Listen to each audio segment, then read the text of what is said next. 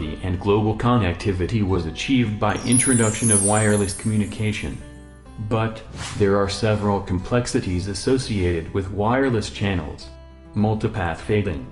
Unlike a wired channel, which uses a fixed path, the signals in a wireless channel can reach a user using multiple paths. All these signals, known as multipath components, may have different channel gain and time delay. This combined effect causes what we know as multipath fading. Delay spread. As a consequence of multipath propagation, the duration of a symbol gets extended. This may interfere with the next symbol. This is called inter-symbol interference or crosstalk. Guard periods are introduced to avoid crosstalk. Frequency selective fading. Signals having bandwidth higher than the coherence bandwidth of the channel faces variable attenuation at different frequencies.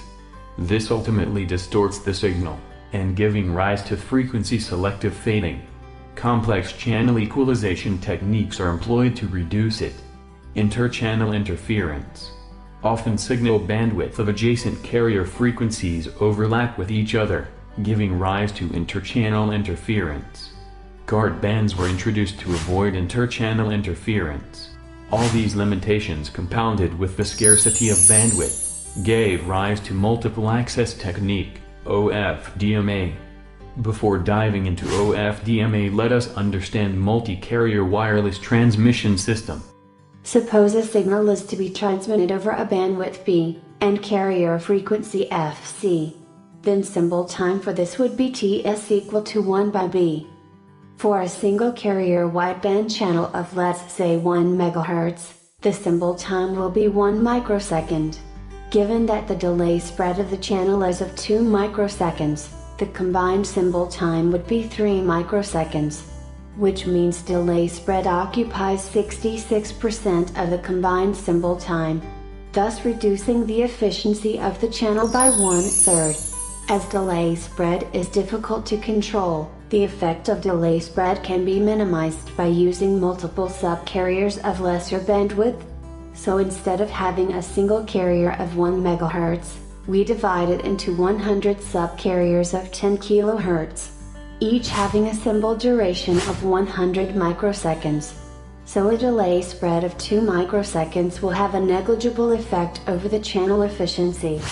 This concept is used in FDMA, which uses slowly modulating subcarriers of higher symbol duration. As these subcarriers are modulated with data, they gain bandwidth centered around the subcarrier's frequencies. Guard bands are used to separate them in frequency domain. We can represent this transmitted signal in the equation form as shown here, where summation of individual symbol multiplied with different carrier frequencies and transmitted at radio frequencies. OFDMA, or orthogonal frequency division multiple access, is a special case of FDMA, where users are provided a set of subcarriers overlapping in frequency domain. However, these subcarriers are specially designed to be orthogonal to each other, which allows them to occupy the same bandwidth without any interference. This in turn negates the use of guard bands. As a result, the subcarriers can be closely packed to increase channel efficiency. Now, before looking at the multiple access part, let's understand how OFDM, or orthogonal frequency division multiplexing, works, and how it's used in long-term evolution.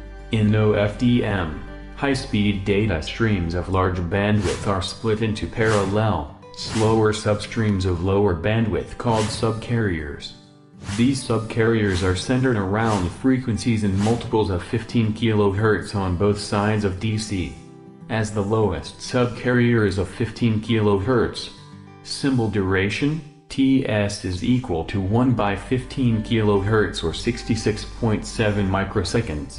Consequently, a one subcarrier can provide a symbol rate of 15 kilosymbol per second, which is analogous to having a symbol rate of 1 symbol per second for 1 Hz of bandwidth, or half the Nyquist rate. Unlike in GSM or UMTS, LTE supports variable bandwidth as shown in the table. As the bandwidth increases, so does the number of subcarriers in it. Let's take, for example, LTE bandwidth of 20 MHz, which has 1,200 subcarriers and thus a subcarrier bandwidth of 18 MHz. 2 MHz used as guard band. Here we have 600 subcarriers on both sides of the DC frequency. All these carrier frequencies are harmonics of 15 kHz, varying from -9 MHz to 9 MHz. In time domain, these subcarriers will be represented as everlasting sinusoids at these carrier frequencies as shown. However, in order to transmit data over these subcarriers, they are loaded with modulation symbols that represent the constellation points of digital modulation schemes, like UPSK and nth order comms. Also, the symbol duration for each of these subcarriers is always equal to 66.7 microseconds, which means that all these subcarriers have a whole number of cycles in one symbol duration. As we know that a rectangular function can be represented in frequency domain as a sinc function which is centered around DC. When multiplying a signal to a carrier frequency in time domain, signal will be shifts in frequency domain by the same amount of carrier frequency.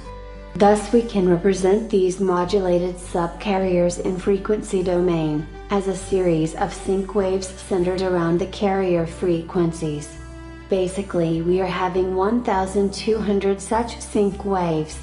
There are 2 points to be noted here. Firstly, the subcarriers are overlapping in frequency domain. As we can see, the subcarriers are placed in a manner that all the other subcarriers have a zero component at the peak of one subcarrier. Such subcarriers are called orthogonal. As a result, a mobile can sample the frequency and phase, without any interference from neighboring subcarriers.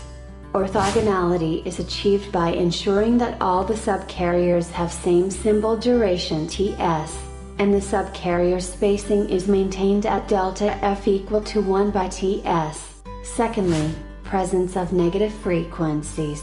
It can be explained by the fact that the subcarriers are transmitted below the radio carrier. So friends, today we learned how information is split into smaller subcarriers in multi-carrier modulation, and how efficiency was increased by placing them orthogonally. In our next video we will show how data starts its journey as a stream of bits and are finally transmitted as radio signal.